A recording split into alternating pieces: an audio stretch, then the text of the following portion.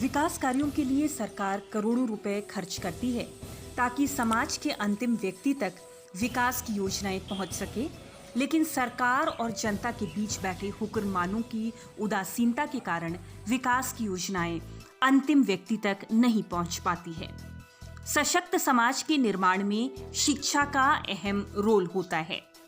इसके लिए समाज के गरीब से गरीब तबके के बच्चों तक शिक्षा को पहुंचाना हमारे समाज और सरकार का कर्तव्य बनता है।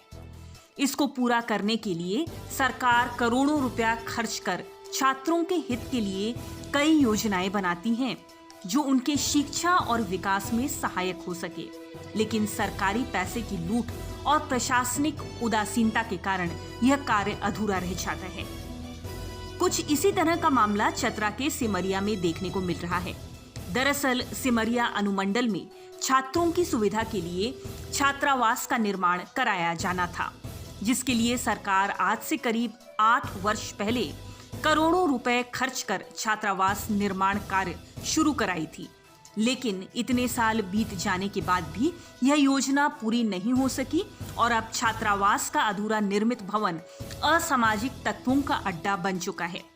चतरा के सिमरिया अनुमंडल में अर्धनिर्मित छात्रावास का निर्माण कल्याण विभाग की ओर से कराया जा रहा है, लेकिन बदहाली यह है कि इस छात्रावास का निर्माण बिना किसी योजना के ही बनाया गया है और 8 वर्ष गुजर जाने के बाद भी यह अधूरा है। सरकारी अफसरों की उदासीनता यह है कि पिछले 5 सालों से इस छात्रावास भवन में एक ईंट भी नहीं जोड़ा गया है और ना ही इसको कोई देखने वाला है, जिसकी वजह से इस भवन में असामाजिक तत्वों का आशियाना बन चुका है और आए दिन छात्रावास के अधूरे भवन में ईंट और छड़ को भी चोर उचक के निकालते नजर आ रहे हैं। सरकार की इस योजना का उद्देश्य चतरा जिले के गरीब छात्रों को हॉस्टल की सुविधा उपलब्ध कराना था, लेकिन छात्रावास में रहकर गरीब छात्र अच्छी शिक्षा प्राप्त कर सके।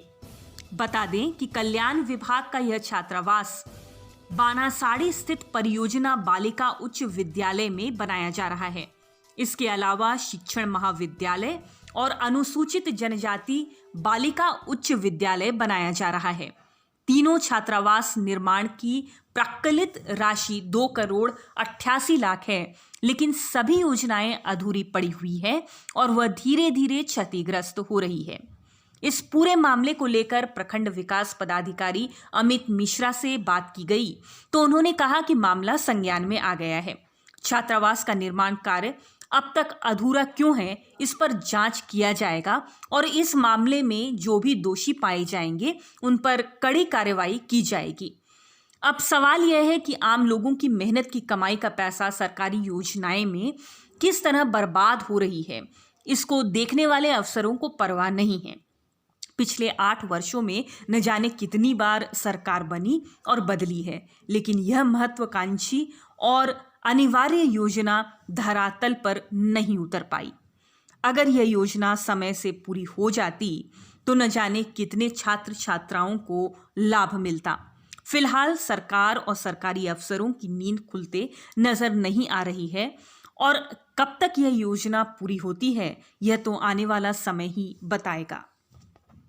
वह कई सरकार आए और कई सरकार चले गए, लेकिन यह अधूरा पड़ा हुआ है।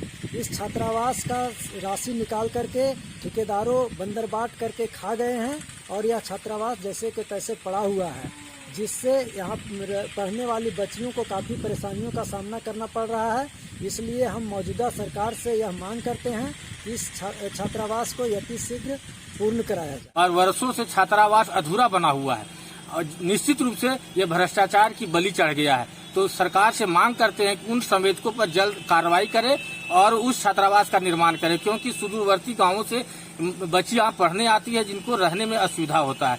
वो दूर दराज से असुरक्षित महसूस करती है, क्योंकि जंगली एरिया भी है और वहाँ से प्रतिदिन उनको आना कहीं न कहीं कभी न कभी दुर्घटना का शिकार हो सकते हैं। इसलिए सरकार से मांग करते हैं कि जल्द से जल्द कार्रवाई करके छात्रावास का पूर्ण निर्माण कराया जाए और संवेदकों पर कड़ी से कड़ी कार्रवाई की जाए।